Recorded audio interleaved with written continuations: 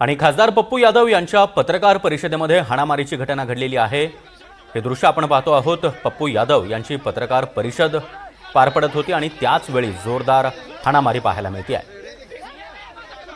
राम मंदिरातील दान चोरीच्या मुद्द्यावरून पप्पू यादव यांनी संसद परिसरामध्ये जोरदार आंदोलन केलेलं होतं। साधूचा वेश करत एक प्रतिकात्मक आंदोलन त्यांनी केलेलं होतं आणि त्यानंतर आता त्यांची एक पत्रकार परिषद पार पडत होती। मात्र त्याच वेळी जोरदार हाणामारी या ठिकाणी पाहायला मिळते आहे। नेमका हाणामारी कशामुळे झाली आहे, कोण कोण यामध्ये सहभागी आहे हे समजणं अद्याप बाकी आहे। मात्र स्वतः पप्पू यादव हे देखील आपल्याला या ठिकाणी पाहायला मिळत आहेत।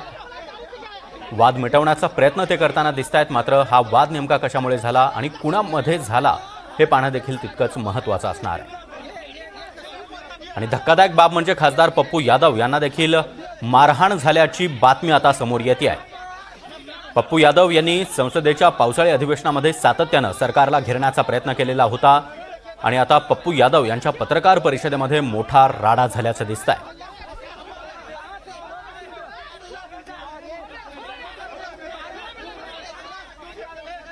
तर पप्पू यादव यांच्या पत्रकार परिषदेमध्ये हा राडा झालेला आहे। मोठ्या संख्येनं पत्रकार बांधव या ठिकाणी उपस्थित होते। पप्पू यादव हे माध्यमांशी संवाद साधत होते आणि त्याच वेळी हा राडा झालेला आहे। यामध्ये पप्पू यादव यांना देखील मारहाण झाल्याचं समोर येत आहे। त्यामुळे हा नेमका प्रकार काय हे समजून घेणं महत्त्वाचं असणार आहे। नेमकं काय घडलंय हे देखील आपण जाणून घेणार आहोत। मात्र सध्याची दृश्य आपण पाहतोय, मोठ्या प्रमाणामध्ये राडा या ठिकाणी पाहायला मिळतोय। हाणामारी झाली।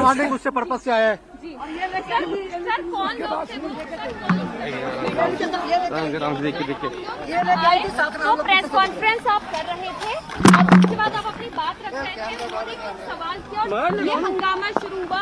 क्या हुआ, कौन थे, क्या सवाल कर रहे थे?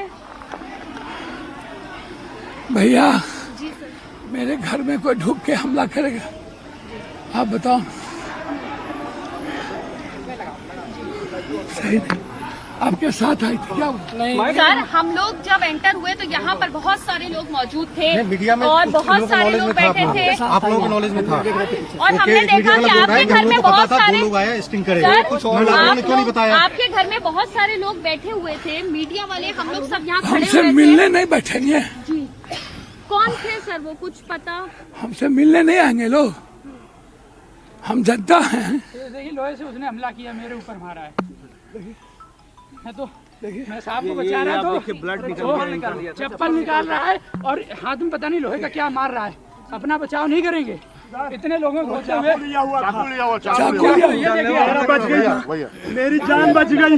वो चाकू लिया हुआ था, वो जो है देखिए आप लोग उल्टा हम लोग उल्टा सवाल आप कर रहे हैं। मेरे चेस्ट पे मारा है। ये देखिए जब हमने चाहा था तब ये सवाल नहीं था। चाकू लेके मारने आया भाई। चाकू ले आपके साथ आगे पीछे पीछे। मैडम आपके अभी मैं हाफ रहा हूँ। अब मेरी स्थिति देखिए। बहुत सारे लोग घर में आए हैं, मीडिया वाले हैं। इसको अभी मेरी चाकू सांस लेके मैडम हमला कर रहा है।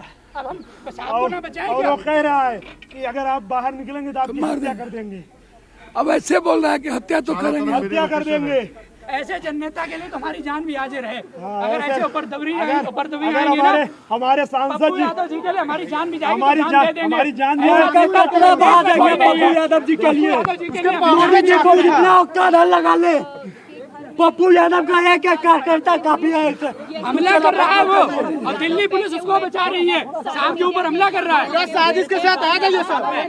क्या नाम है? जब प्रेस कॉन्फ्रेंस हो रही थी, पप्पू यादव जी अपनी बात रख रहे थे, तभी एक सवाल किया और उस सवाल के बाद ये सवाल नहीं उसके बाद ये झड़प शुरू हुई, जिसके बाद पूरा हंगामा